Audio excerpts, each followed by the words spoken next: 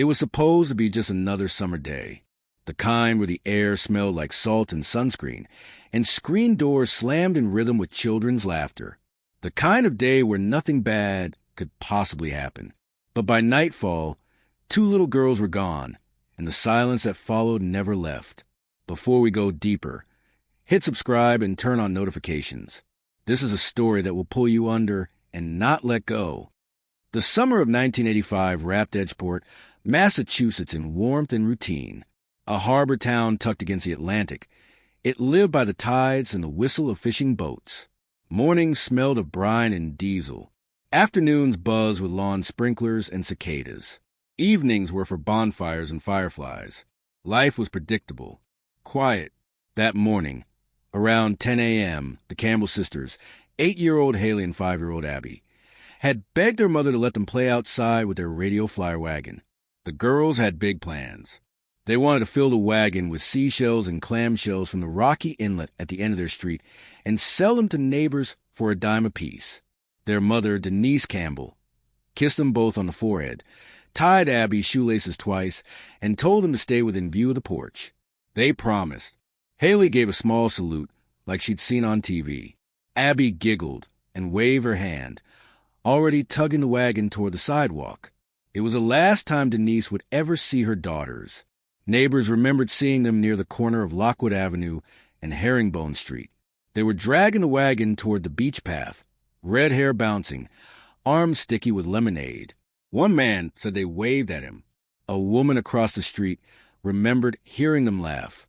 One teenage boy recalled Haley stopping to show Abby how to make a daisy chain. Then nothing.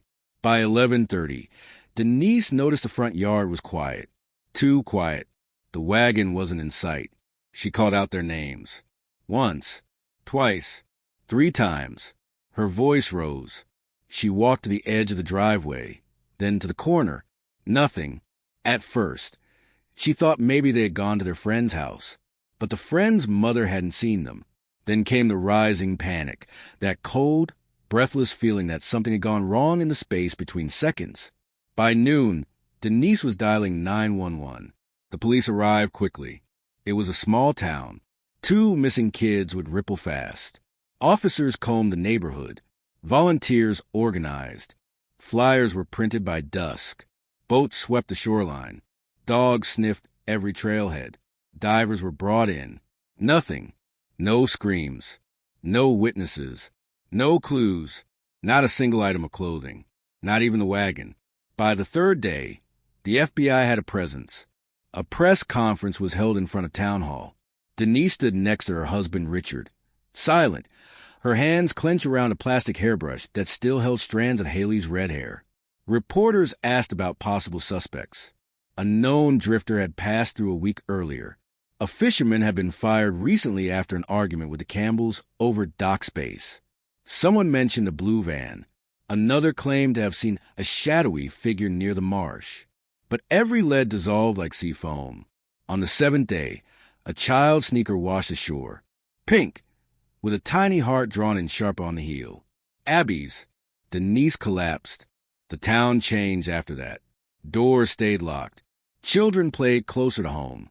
A fog seemed to settle over Edgeport, not just in the air, but in the eyes of its people. There was a subtle shame that crept in, the kind that lingered when no one had answers. The search continued for weeks. Helicopters hovered. Volunteers mapped the coastline. Nothing else was found. By fall, the story faded from headlines. The Campbells eventually moved away. Their house was sold to a couple from Vermont. The new owners painted the front door blue and planted sunflowers along the porch. But the locals never walked their dogs past that house. Not after sunset. Edgeport tried to forget. The girls' faces stayed on a few telephone poles for a year or so. Then the rain peeled them away. A memorial bench was added at the inlet. Sometimes people left flowers.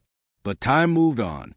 15 years later, in the summer of 2000, a fisherman named Walt Crenshaw was trawling near a shelf just outside the harbor when his net caught something that didn't feel like fish or stone. It was heavy, oddly shaped. He thought it might be a crab trap or an anchor. He hauled it up slowly. The sun was just starting to rise. The ocean was calm. What surface changed everything? Walt Crenshaw wasn't the type to scare easy. He'd been fishing the Atlantic waters off Edgeport for more than 40 years. He'd pulled up rusted bicycles, half-sunken lobster traps, even the occasional military flare shell. But what he found that July morning didn't belong to the sea, not in the way everything else eventually did. When the object broke the surface, tangled in kelp and slime, he squinted against the glare. It was rectangular, wooden, the red paint long faded and warped by salt. At first glance, he thought it was a crate, maybe something fallen from a cargo ship years ago. But then the light caught it just right, and he saw the outline of white wheels, corroded but intact. A wagon, not just any wagon. He hauled it aboard. The deck groaned beneath its weight, saturated with water and time. As he cut the netting away, his hand froze on the rusted handle. Etched into the side, almost erased by years underwater, were 2 block letters still faintly visible. RF. Radio flyer. He didn't move for a long time. Just stared. The thing looked like it had been lying there for decades. A bit of seaweed was wound tightly around the front axle, and inside, cradled like some macabre offering, lay a piece of fabric, once yellow, now the color of wet sand. A child's shirt, maybe, and wedged into the corner beneath it, a cracked plastic bracelet, pink with faded alphabet beads. Walt knew what he was looking at before his mind could say it out loud. He had grown up in Edgeport. He'd seen the missing posters in '85. Everyone had. Haley and Abby Campbell. 2 little girls who vanished in plain daylight. The wagon had been a focus early on, something the police hoped would turn up, but it never had. Until now. Walt didn't call the Coast Guard, didn't radio it in. He didn't trust the noise.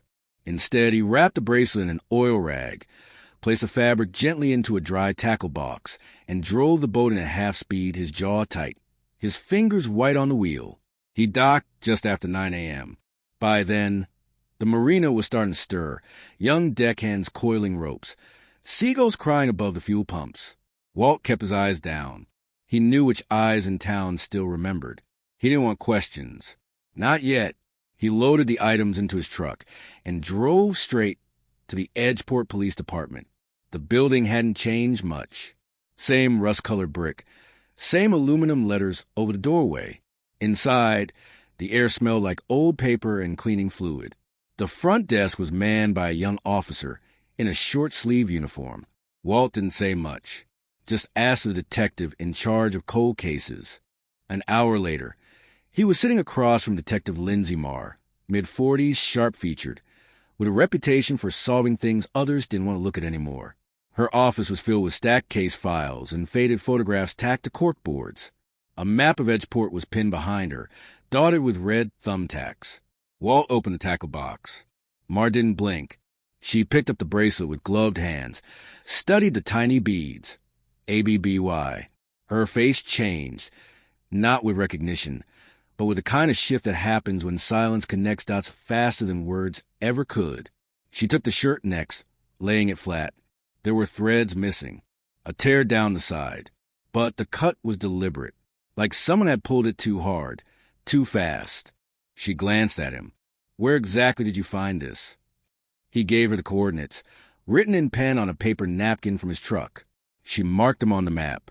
That's 2 miles past the harbor line. Deeper shelf. Her voice was steady. Too steady. Anything else in the net? Just the wagon. Marr didn't ask for the wagon. Not yet. She tapped her pen against the bracelet. You know what this is, right? Walt nodded. And just like that, the Campbell case was reopened. News traveled fast. Edgeport wasn't big, and whispers traveled quicker than tide. By sundown, Denise Campbell, now remarried and living 2 towns over, had received the call. She arrived the next morning.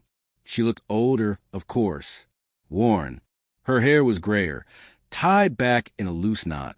But when she stepped into Marr's office and saw the bracelet laid out on a clean white cloth, her knees buckled. She didn't need to be told. She had made that bracelet with Abby the week before she disappeared. They had sat on the porch, threading beads in the sunlight.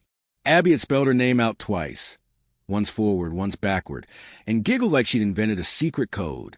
I didn't know she took it outside, Denise whispered. Mar sat with her in silence for a long time.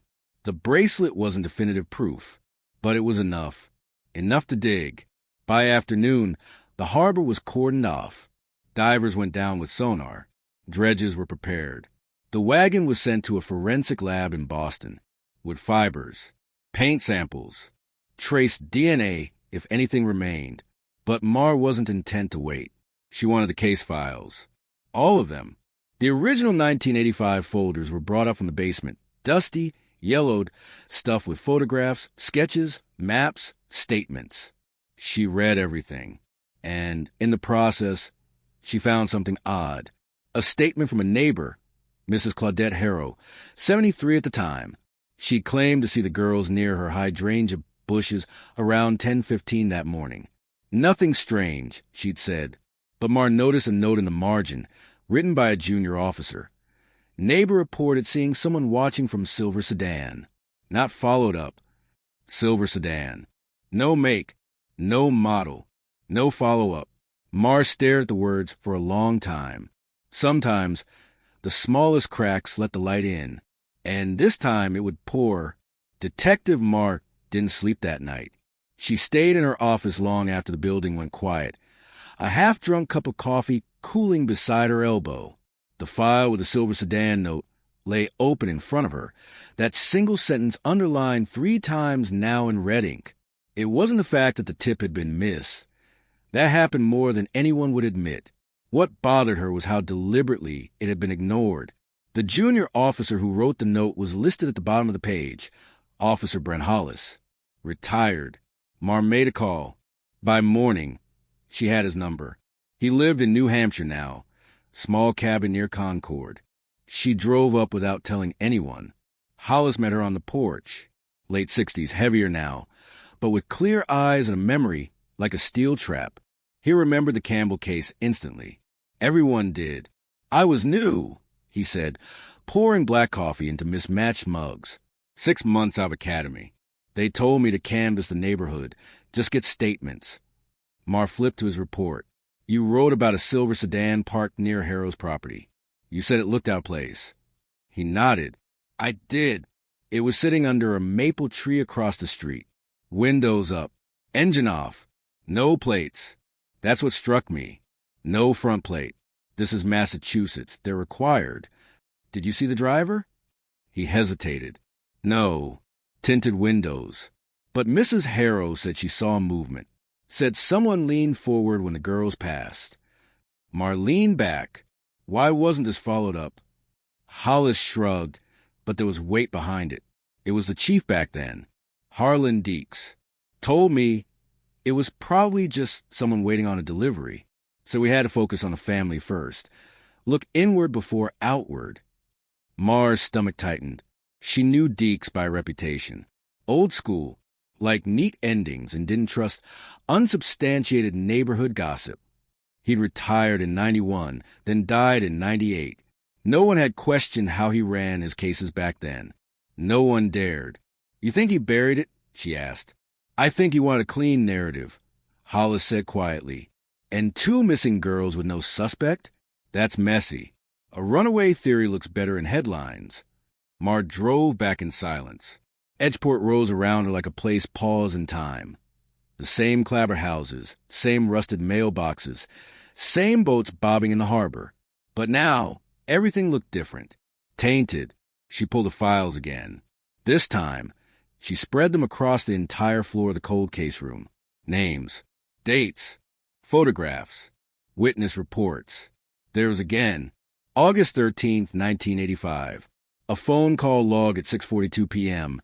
Anonymous tip reporting a distressed child scream near the old coastal bunkers just beyond the marshland. That location had been searched once, briefly, then marked off. Nothing found. The tip was never traced. Mar grabbed a flashlight and headed out before sunset. The coastal bunkers were relics of an old war. Concrete pillboxes from the 1940s, crumbling, half-buried under vines and moss. They weren't safe, technically. Kids still dared each other to sneak inside, though most were sealed off now. She found the one closest to the marsh. It had no door anymore, just a rusted hinge. Inside, it smelled of whetstone and mildew. The floor was thick with dirt. Her light passed over a corner, then stopped. Etched into the wall, faint but unmistakable, were 5 letters, H-A-L-E. The rest of the name had been worn away. Mar didn't breathe. She stepped closer, ran a gloved hand over the surface. The marks were old, scratch deep, not graffiti. Deliberate. She took photos, logged the coordinates, called in a team. Back at the station, she met with Denise Campbell again. Denise had brought something, a small photo album. Inside was a page with pictures of Haley's drawings from that summer. One showed a wagon. Another showed a dog, but the last one made Mar pause. It was a picture of a concrete structure, square, with a curved top, a bunker, and scrawled at the bottom in crooked letters, "Secret Place." "Did you know what this was?" Mar asked. Denise shook her head. "I thought she made it up. She called it their club. Said they found it near the marsh." Mar pointed. "She ever say if anyone else knew about it?" "Just one boy. The neighbor's kid. Owen Garrett. He was older. 13, I think. Used to follow them sometimes." Mar froze. Owen Garrett. She checked the database. No record. No priors. Moved to Boston in 1990. Now 28 years old. Work construction. No flag activity. But something didn't sit right.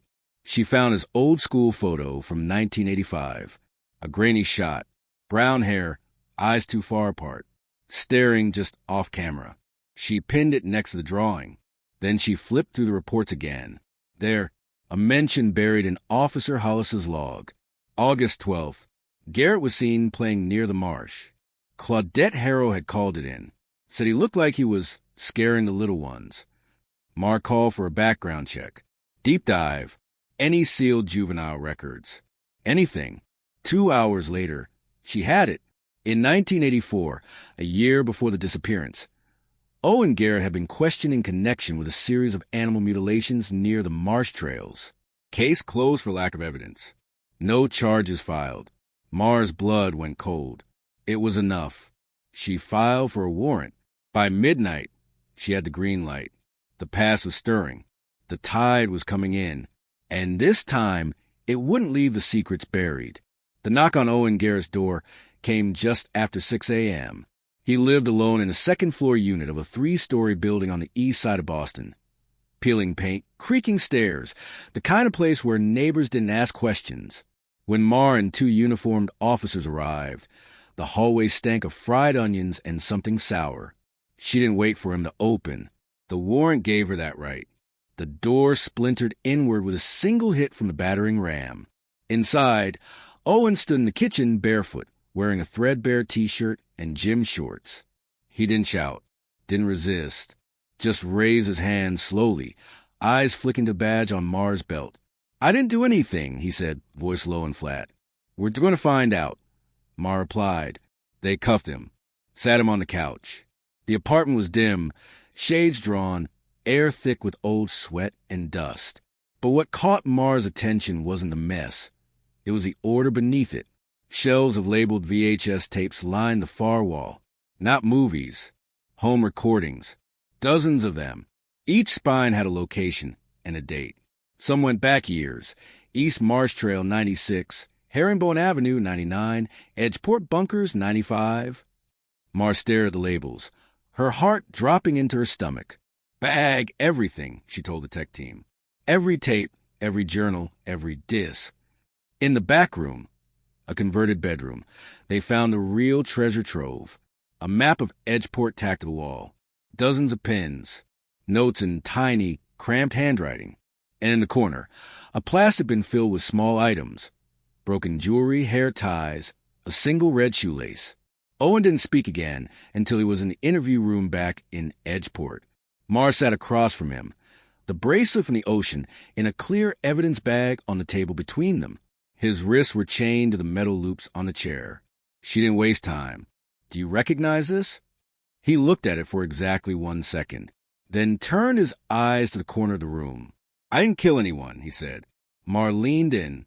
"No one said you did, but we know you followed Haley and Abby. We know you watched them. I was 13, he muttered. I was just a kid. You were a kid with a history. Animal cruelty reports. Multiple calls about you harassing younger children. And a map in your apartment covered in locations only locals would remember. Silence. Tell me about the bunkers, she said. Still nothing. Mar pulled a folder from her bag. Opened it. Inside, photographs. The wagon recovered from the sea. The child's shirt. The etched letters on the bunker wall. She laid them out like playing cards. I want to know what happened, she said. And so does their mother. Owen blinked, swallowed, and then, without lifting his head, he spoke. They used to call it their castle, he said softly. The bunker. Said it was magic. Mar didn't interrupt. I followed them once. Just once. They left little things behind. Toys. Marbles. I took one. A blue one. Abby cried the next day because it was her favorite. Mar flipped to a photo Denise had given her. Abby holding a marble between her fingers. You were there the day they disappeared. He didn't nod, but he didn't deny it. I didn't touch them, he said. I swear to God. I watched them, but then someone else came. Mar felt her pulse spike. Who? He looked up, eyes glassy now. A man, not from town. I don't know his name, but he drove a silver car. Her heart slammed. You saw him? I was in the woods, behind the bunker. I heard voices. I saw him walk toward them. He called Haley by name. Mar's blood ran cold. How did he know her name? I don't know. Did he take them? I don't know, Owen whispered. I heard Abby scream. I ran. I didn't look back. Mar sat back, calculating. If Owen was telling the truth, then someone else had been watching too. Someone who knew the girls well enough to use their names, and who drove a silver sedan. She needed more. She called in the VHS tapes. Over 70 of them. The tech team set up a review station in the basement of the station. Mar sat through hours of footage. Some were static shots of trailheads. Some were shaky handheld video of town streets. None of it made sense until one tape labeled June 2000 Outer Shelf started playing. It showed open water, a distant view of the harbor, and then, at the very edge of the frame, a boat, Walt Crenshaw's boat, recorded from shore. Someone had been watching him too. She paused the tape, rewound, watched again. In the bottom corner of the frame, for less than 3 seconds, something bobbed to the surface. The wagon. He hadn't stumbled onto it. It had been planted. Someone wanted it found. But who? Mar ordered a forensic analysis of the video source. Checked the camera type. Dated the timestamp. Owen claimed he hadn't touched that tape in years, which meant someone else had access. Or someone had left it for him to find. She went back to the box of trinkets. The red shoelace. A plastic barrette. A photo of Haley folded 6 times. Wore at the edges. Each item told a story. One that hadn't finished being written. Outside, the sky darkened. And somewhere beneath that same sky, a mother waited to know why someone had chosen her daughters, and what the sea was still hiding. Detective Mar stood at the edge of the pier, wind tugging at the hem of her coat, eyes fixed on the spot marked by coordinates. 2 miles out. That's where Walt had found the wagon. But the fisherman wasn't answering her calls anymore. She'd left 3 voicemails. The last one was clipped, less patient. Something had shifted in his voice when they'd last spoken. A tightness, as if he knew more than he wanted to. Back at the station, she called his dock. No answer. Called his house. Nothing. Then she drove there. The truck was gone. So was Walt. Inside the house, unlocked. The TV still hummed with static. A coffee mug sat cooling on the table, and on the kitchen counter lay a folded sheet of paper. No signature. Just 4 words in slanted handwriting. Asked the lighthouse keeper. Mar stared at the note for a long time. The lighthouse was automated now. It hadn't had a full-time keeper since the early 90s, but she remembered the name. Caleb Moore, an old local, used to live in a shack just below the bluff where the lighthouse stood. He'd stayed on as a sort of unofficial caretaker, even after the Coast Guard left. Reclusive, didn't talk to many. But Mar had met him once, Years ago, during a search and rescue drill. She drove the coastal road fast, gravel kicking up behind her tires. The sun was low by the time she reached the gate. Rusted, chained, but easy to step around. The path to the lighthouse curved steeply uphill, the sea crashing far below, violent and gray. Caleb's shack still stood, half covered in ivy, tin roof sagging, door askew. She knocked. No answer. Then again, louder. Finally, a shuffle inside. The door creaked open an inch. One eye peered out, blue and sharp despite the wrinkles around it. "You're her," the old man rasped. "The one digging up what should have stayed buried." "I need to talk," Mar said. He opened the door. Inside, it smelled of salt, tobacco, and mildew. A single oil lamp burned in the corner. The place looked untouched by decades. Books piled in corners, maps nailed to walls, and in the center, a narrow table with a box on it. A weathered box. Black. Locked. Mar sat. Caleb did too, with a grunt. "I ain't said a word in 15 years, he muttered. "Not to police. Not to press. Not to anyone. But you know something," she said. He looked at her, and in that moment, Mar saw it, the look people wore when their secrets got too heavy to carry alone. "They were here," he said, "the night they disappeared." She went still. "I was down by the water," he continued, "checking the mooring lines. Fog was coming in. I heard voices. Laughter at first. Children's voices. Then a car. Tires on gravel. Headlights cut through the mist.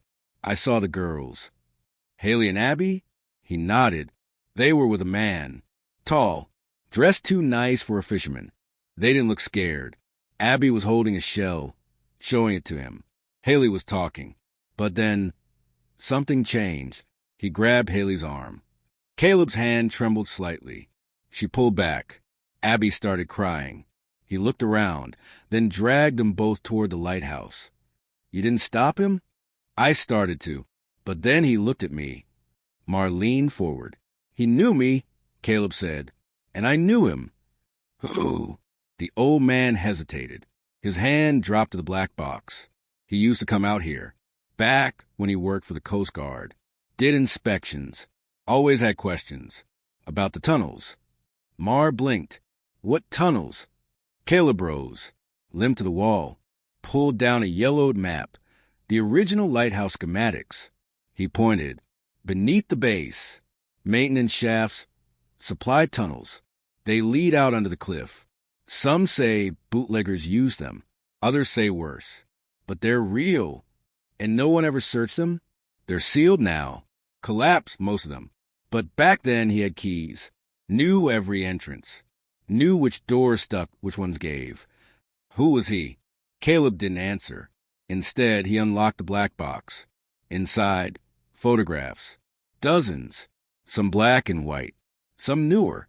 All showing parts of the lighthouse, the cliffs, and deep, dark corridors lit by flashlight. And one photo near the bottom stopped Mar cold. It showed a man in uniform, standing beside the lighthouse. Harlan Deeks, the former police chief. Mar's blood chilled. "He came out here often," Caleb said. "Said he liked the quiet. But I always wondered why he stayed so long." She picked up another photo. This one showed a small shoe, abandoned on a concrete step, half covered in moss. "I saw him drive off that night," Caleb said. "Alone." "You told no one?" "No one would have believed it. He ran the damn town." Mar stood. Everything felt brittle now. The girls. The wagon. The false leads. It all pointed back to Deeks. But Deeks was dead. She needed more than a story from an old man. She needed the tunnels. That night, she returned to the lighthouse. She brought a team. They pried open the corroded hatch at the base of the tower. The air that escaped was damp, sour, ancient. Stairs spiraled downward. Flashlights sliced through the dark. At the bottom, the tunnel forked. They chose the left path. 20 yards in, the beam caught something. A child's bracelet, wedged in the crack of the stone. Beads spelled out SIS. Further down, bones. Not many. 2 small rib cages. Mar's breath caught. But it wasn't just what they found. It was what they didn't. There was no sign of the wagon, no sign of struggle. It was too clean, too placed.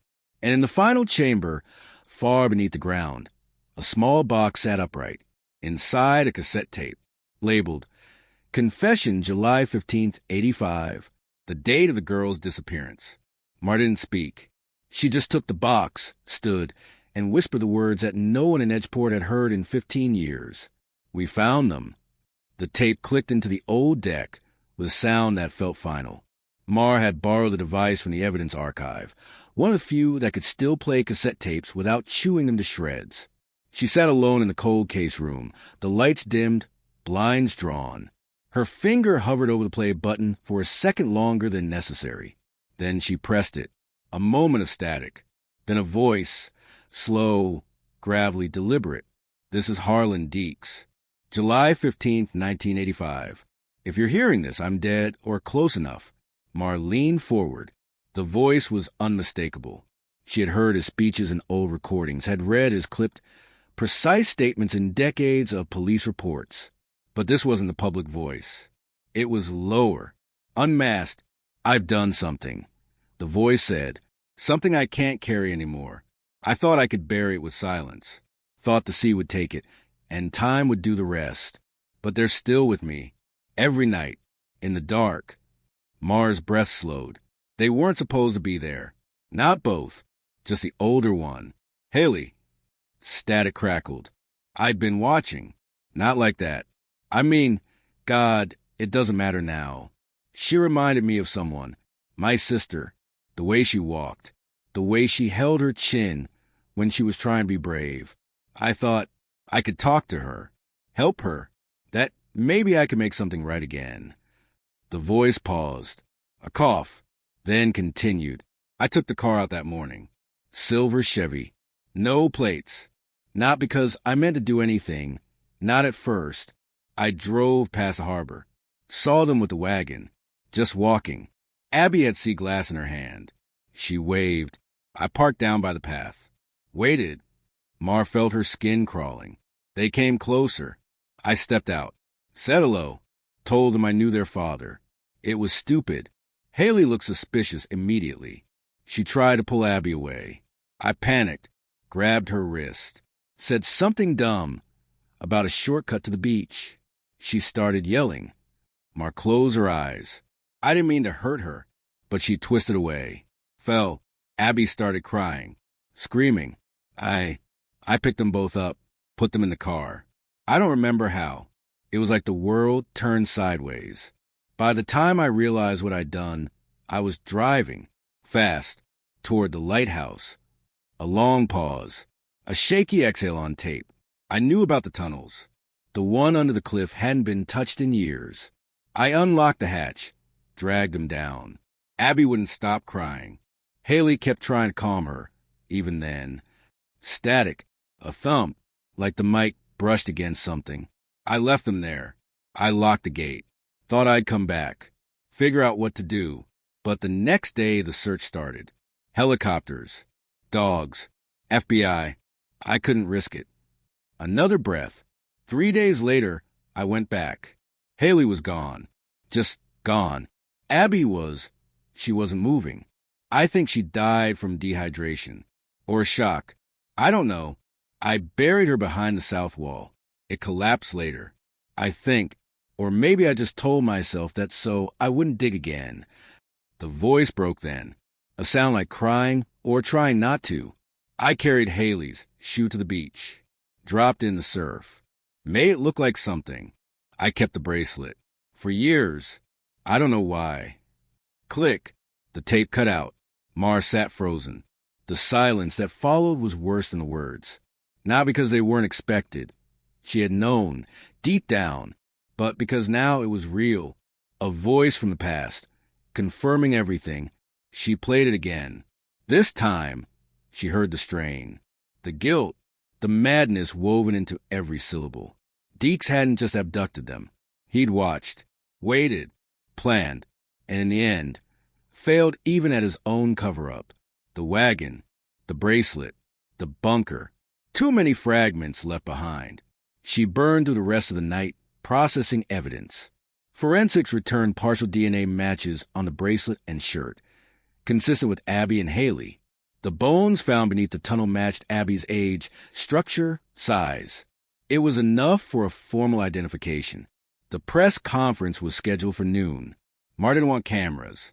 But this wasn't just her case. It belonged to Edgeport, to every parent who had watched their child walk down the street and wondered if they'd return. The town hall was packed. Denise Campbell sat in the front row, hands clasped in her lap, expression unreadable. Mar stepped to the podium. She didn't read a statement, didn't quote procedure. She spoke.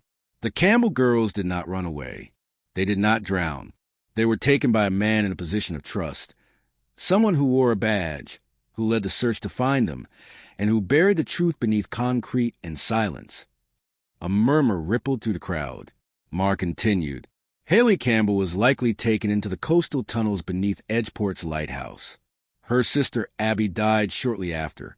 The man responsible, former police chief Harlan Deeks, recorded a confession before his death. That confession is now in evidence custody. She paused. We cannot punish a dead man, but we can tell the truth. And we can remember the girls not as a mystery, but as daughters, sisters, lives stolen. They mattered. They matter still. When she stepped back, Denise stood slowly, walked forward, embraced her. No words, just a moment. After the conference, Mar sat with a forensics team, reviewing the final analysis. Something had come up. The wagon. Its condition didn't align with a 15-year submersion. The paint wasn't eroded enough. The axles too intact. One expert believed it had only been underwater for a year, maybe 2. That meant someone else had moved it. Someone had known. Someone had preserved the secret. Or tried to. Mar's eyes went cold. Walt Crenshaw. She replayed the last tape from Owen's collection. And this time, she saw it. At the edge of the frame, barely visible, a man on shore, watching. Not Owen. Older. Broader. Hat pulled low. It was Walt. He'd seen something. Maybe everything. And then left a trail just wide enough for someone like her to follow. The question was, why? And where had he gone? The search for Walt Crenshaw began with the tide. Mar returned to his dock the next morning. His boat, the Mary June, was still missing. But the harbor master reported that it had gone out 2 nights ago, just before sundown. No declared destination. No radio call since. Walt wasn't the kind of man to vanish without reason, and yet every lead pointed toward exactly that. She stood at the end of the pier, wind cutting cold off the Atlantic, and stared out toward the horizon. Somewhere beyond the gray chop, Walt had disappeared, or gone into hiding. Back at the station, she requested his phone records, banking activity, and boat fuel logs. The last charge had been at a marina 30 miles south, a cash purchase, no receipt. No card usage after that, as if he'd walked into the sea and become part of it. But Mar wasn't ready to believe he was running. She drove out to Walt's property again, this time with a warrant. The house was still quiet, the truck still gone. Inside, the same stillness hung in the air, thick with dust and something else now, resignation. She moved room to room, methodical. In the bedroom, she found a wall safe. It wasn't locked. Inside, an envelope, yellowed, thick. She opened it. Inside was a stack of photographs. At first glance, just snapshot of harbor life. Boats at dock, kids with fishing poles, storefronts in summer light. But then she noticed the repetition. One house, again and again, different angles, different seasons. The Campbell house, the front porch, the tree in the yard, the sidewalk where Haley and Abby had last been seen with their wagon. Mar spread the photos across the bed. They dated back to 1983, 2 years before the girls vanished. Walt had been watching them, or watching someone else watch. Tucked at the back of the envelope was a note, written in cramped block letters. They knew he wasn't alone. Watch the tapes. Mar's heart jumped. She drove straight to the evidence room and requested the unviewed tapes recovered from Owen's apartment. There were still over a dozen that hadn't been processed. She sat down in the review lab, cold coffee at her elbow, and started one labeled Edgeport Harbor, August 85, reel 3. Static, then color. The camera was angled from the back of a fishing trawler. The horizon bobbed. Someone, presumably Owen, zoomed toward the docks. Mar saw cars parked in the lot. Movement. And then, Walt, younger, leaner, carrying a crate to his truck. He moved past the frame fast. But what caught Mar's attention was the man standing next to him. Harlan Deeks, not in uniform, in plain clothes, and speaking to Walt with familiarity. They shook hands. Walt pointed toward the open sea. Mar froze the frame. Something flickered at the edge, a shape, a red wagon in the bed of Walt's truck. The tape went blurry, then static. She rewound, played it again. Same frame, same wagon, same two men. She felt the room close in around her. Walt had been involved. Or at the very least, he had known. Maybe he helped Deeks move the wagon. Maybe he helped more. Or maybe he'd been blackmailed. The next tape she loaded had no label. Just a date scribbled on the side. August 18th, 85. The image was dark. Indoors. The camera was set low. Hidden. Voices. Two men. The audio was faint, but enhanced playback revealed fragments. You said it was an accident. It was. I didn't mean for. She's dead, Harlan. I know. You buried her under a lighthouse. Jesus. You think I wanted this? I panicked. And Haley? Gone. Ran. I don't know where. Mar stared at the screen. That second voice, steady, bitter, was Walt. She leaned back, stunned. He'd been there. He'd seen the aftermath. Maybe more. But he hadn't spoken. For 15 years. Had he helped bury Abby? Had he helped dump the wagon? And then, why come forward now? She didn't know. But she knew one thing. Walt wasn't just a witness. He was part of the scene. Part of the silence. And maybe, finally, he couldn't carry it anymore. That afternoon, a call came in. From a ranger along the Cape Cod coast. A small inlet. Remote. They'd found a boat. Abandoned. No damage. Anchored in a shallow cove. Registered to Walt Crenshaw. Mar drove out immediately. The boat was empty. No blood. No signs of struggle. Inside the cabin, only a single item sat on the table. A photograph. Haley Campbell. Age 8. Mar flipped it over. For words written in pencil. She came back. It didn't make sense. Haley hadn't been found. All signs pointed to her vanishing that night. Lost in the tunnels or worse. But the way Walt wrote it, it wasn't metaphor.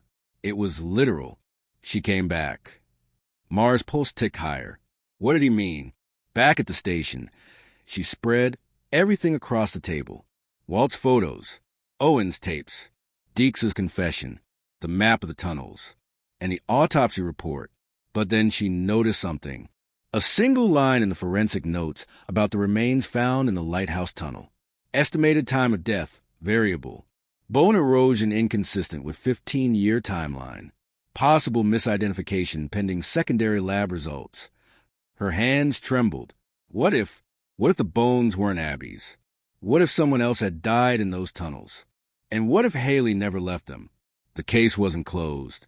It had only just reopened.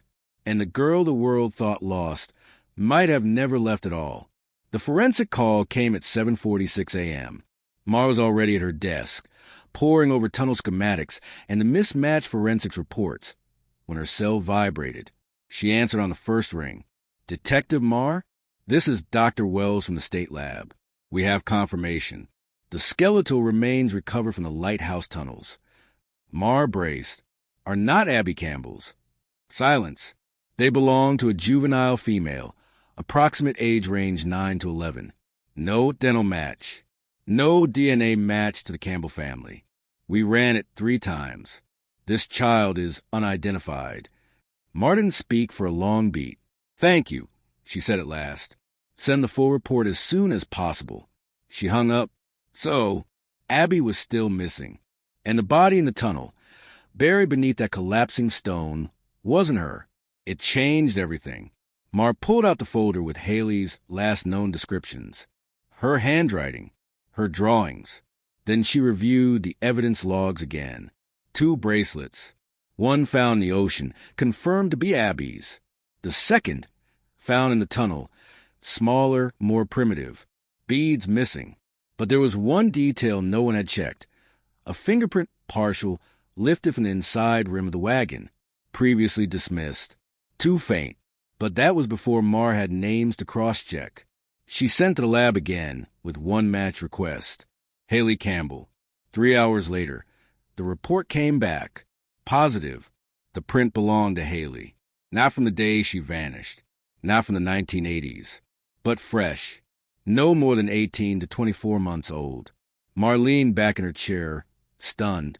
Haley had touched the wagon. Not before it vanished. Not as a child. But within the last 2 years. It wasn't planted in the ocean. It had been placed there recently by someone who had access to it. Someone alive. Someone who remembered. The full picture started forming, jagged and slow. Haley had survived. Somehow, some way, she had lived past that night. And now, someone, maybe Walt, maybe another, had tried to return the wagon, to trigger an investigation, to bring the truth back to the surface. But why not come forward directly? Mar reopened the bunker footage, scrolled through frames from the last dive, and there, tucked in a far corner of the tunnel wall, just beyond the collapse, she spotted something she hadn't seen before. A symbol, scratched faintly into the rock. A triangle with a circle inside. She knew it. It was a logo of a now-defunct psychiatric facility 30 miles up the coast. Calder Hill. Closed in 1994. Before that, it had been a state-run youth rehabilitation center. Mar searched the archive, and there it was. A girl, admitted under emergency care in 1986. No name, no parents listed, just a case ID. H.C-11-6. She ran it against the original missing person's DNA from Haley Campbell. Match. It was her. She had been found and institutionalized under a fabricated identity. The report was thin, just a few pages. Malnourished, nonverbal, suffered from trauma-related amnesia. Admitted at age 9, stayed for 6 years. Released in 1992 to a state-funded foster program. No record after that. Gone again. Mar sat frozen.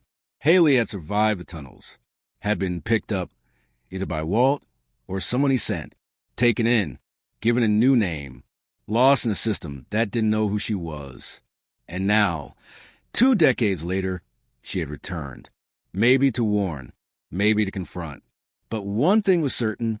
She'd been here. Recently, the pieces no longer fit a murder. They fit a reckoning. That evening, Mar returned to the lighthouse. Alone, sunset bled across the sea. The wind was sharp. She descended the steps into the old tunnels, flashlight trembling in her grip. She went past the spot where the bones were found, past the first chamber. And there, etched freshly on the wall, was a message. 5 words, block letters. Shaky, but hers. I remember what he did. Mar ran her hand across the letters, still damp from ocean air. Someone had been here within the last 24 hours, and Mar no longer believed it was Walt. She turned to leave, but something shifted in the dark. A shape, small, fast, gone in an instant. "Haley," she called, voice steady. No answer, just the sound of wind whipping through broken stone. But she felt it now. Not dread, not even fear. Something deeper. Someone had come home, and she wasn't finished speaking. The next morning, Mar initiated a silent search. No press, no squad cars, no lights. Just her and 2 hand-picked officers from out of town. One she trusted not to talk. She couldn't risk Haley vanishing again. Not when she was this close. Not after everything. The plan was simple. Triangulate every location where Haley could have been seen or heard over the past 72 hours. The lighthouse, the cliffs, the inlet, and now, a new one, the condemned church on Mariner's Hill. It came up during an interview with a groundskeeper who worked the lighthouse perimeter. "She's not a ghost," he had whispered. "I saw her. Real. flesh and bone, walked out of the trees like nothing. She was looking up at the old bell tower. Mar had nearly dropped her pen. The church had been shut down for over a decade. Its stone walls were cracked, roof partially collapsed. No utilities, no parish. It was due for demolition next year. But Mar knew what to do with places that time had abandoned. She went alone, just before dusk. Mariner's Hill rose crookedly above the harbor, more a bluff than a true hill, its peak lined with wind-bent trees and the skeleton of the old church. She parked half a mile out and walked the rest. Quiet, deliberate. The structure loomed in silhouette, tall windows black with dirt, front doors rotted off the hinges. Vines clung to the bell tower like skeletal fingers. The ground was soft with moss and broken glass. Mar stepped inside. The air was cold, still. Birds nested in the rafters. Pigeons scattered at her entrance. The floorboards groaned. She clicked on her flashlight, sweeping it left to right. Altar, pews, broken stained glass. And then, in the far corner, a blanket, folded. Beside it, a pair of boots. Small, scuffed, laced tightly. She moved closer. There was food, canned beans half eaten, a thermos, matches. Someone had been here. Recently. She didn't call out, didn't shout. Instead, she sat, cross-legged, palms on her knees, breath slow. "I don't want to hurt you," she said softly. "I don't want to take you anywhere. I just want to understand." Silence. "I know what he did," Mar continued. "To you, to Abby. I know he took you there, to the lighthouse. I know you ran." A sound, behind the pulpit, not loud, but definite. She stayed still. "You don't have to speak. Just listen, if that's all you can do." She waited, then slowly, like a shadow unraveling from stone, a figure stepped into view. Small frame, layers of worn clothing, a hood pulled low, face obscured. Mar didn't move. The figure stepped closer. 5 feet away. She could see the outline now. A young woman, maybe late 20s, maybe older. Hard to say. Hair knotted, skin pale, eyes sharp as winter. Mar knew. "Haley," she said. The girl didn't flinch. "I'm not here to arrest you. Not here to question.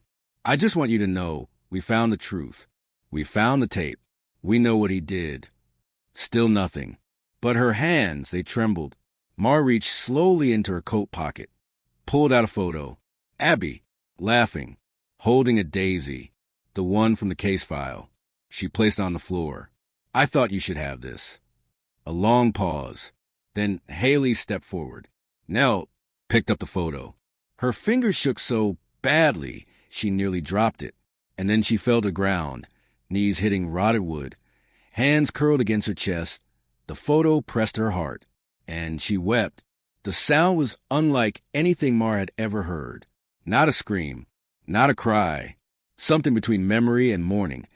A sound born from years of silence and fractured dreams. A sound no child should ever carry into adulthood. Mar didn't touch her, didn't speak. Just waited. When Haley finally looked up, her eyes were red, face streaked with salt and dust. And she whispered, voice hoarse, "I saw him. I saw him do it." Mar's throat tightened. "He hurt her," Haley said. She screamed. I ran through the tunnel. I kept going. I thought she'd follow. But she didn't. I waited for hours, days. I came back, but... She broke off. "I thought they'd blame me," she whispered. "I thought they'd say I left her, that I let her die." Mar's heart ached. "You were 8. Haley shook her head violently. "No, I knew the way out, but I was scared. I thought if I stayed quiet, they'd forget, that maybe I could just disappear.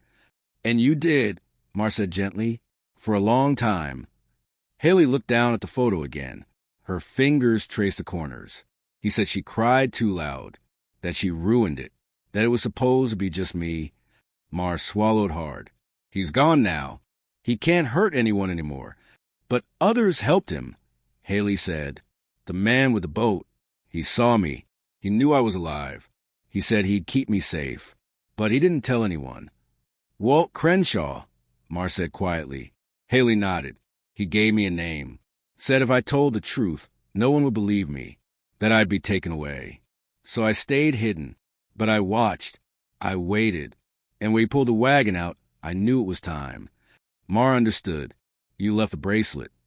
And the message, Haley said, in the tunnel. I thought maybe you'd find it.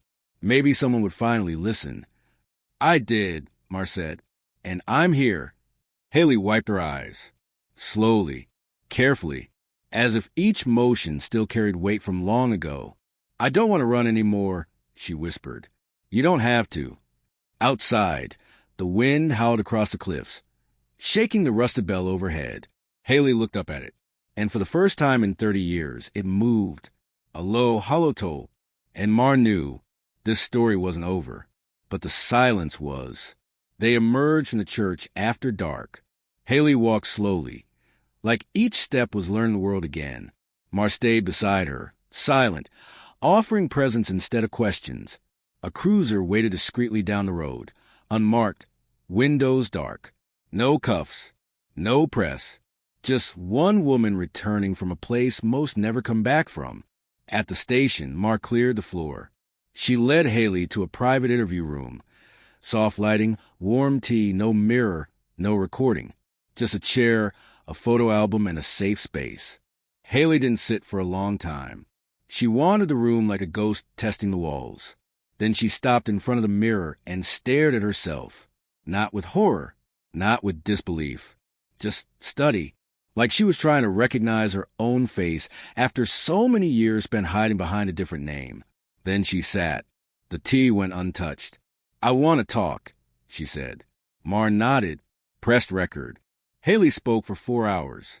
She told everything. How she and Abby had gone to Bunker that day with their wagon full of shells and toys. How a man, she couldn't say his name at first, only the man with the badge, had appeared suddenly, smiling, pretending to be kind. How he'd lured them toward the lighthouse, and when they got close, grabbed Abby first. I hit him, she said, with a stick. He dropped her. Then he hit me. Hard. She remembered the lights going out, then waking in the dark. The tunnel. Alone. He took Abby, Haley whispered. I heard her crying through the grate. I tried to reach her, but the door was locked. She waited 2 days in the dark, living off a candy bar Abby had in her pocket, drinking from the condensation on the tunnel walls. Then one night, the door creaked open, not from outside, but from inside. A collapse had cracked the wall enough for her to squeeze through. She crawled through a wet vent shaft, cut her knees on stone, surfaced in the marsh. Walt found her the next morning. He'd been on patrol, walking the harbor with a tackle box in hand. She was curled beneath an overturned skiff, shivering, face covered in grime. He told me I'd be taken away, she said. Said the man who hurt us was powerful. Said no one would believe me over him. Said if I stayed quiet, I could start over. He brought her to an old friend inland, a former nurse who'd once worked at Calder Hill. Told her the girl was an orphan, traumatized, no memory. Paid her, promised to check in. Then he walked away. Haley grew up under a different name, shuffled through homes, moved towns. The nightmare stayed. But when she turned 25, she returned. To the coast, to the harbor. She watched the docks for years. Stayed in shadows. She saw Walt grow older. Saw him avoid the tunnels. Saw him start to drink. She came back, he muttered once, stumbling near the lighthouse. Haley was behind the dune. She heard him. Eventually, she left the bracelet in the tunnel, left the wagon for him to find. A message, not to destroy him, but to force him to speak. He owed us that, she said. Mar asked only one question. Why now? Haley stared at the photo of Abby in her hand. Because I couldn't carry it anymore, she said. Because people should know who she was, not just how she died. Mar closed the folder, and for the first time in her entire career, she turned off the recorder. What came next wasn't for paper. It was for healing. The announcement was made 5 days later. Not by Mar. By Haley. A press conference was held at the new community center built on the cliffs just north of Edgeport, the place Abby always said would make a good picnic spot. Haley spoke with calm clarity. I am Haley Campbell. I was 8 when I disappeared. I survived. My sister did not. But I speak today not for justice. Justice is impossible now. I speak, so no child ever has to carry what I did. And so Abby's name can finally be said without fear. The town held its breath, and then applauded, not out of pity, but respect. The case of the Campbell girls was officially closed. The coroner's report for Abby was amended. The remains in the tunnel, later identified through dental records, belonged to another girl, missing since 1983. Her family was contacted. Another wound, long ignored, was given light. The lighthouse tunnels were sealed permanently. The old bunker collapsed under a controlled demolition, and a small plaque now stands where it once sat. 2 names, 2 dates, 1 sentence. They were loved and they mattered. Haley didn't stay in Edgeport. She left 6 weeks later. But before she did, she visited the station one last time, gave Ma a small envelope. Inside, a sketch, one Haley had drawn from memory. It showed the harbor at sunset. 2 girls in a wagon, laughing, free. Ma keeps it in her office, right above her desk, not as a reminder of what was lost, but what was found.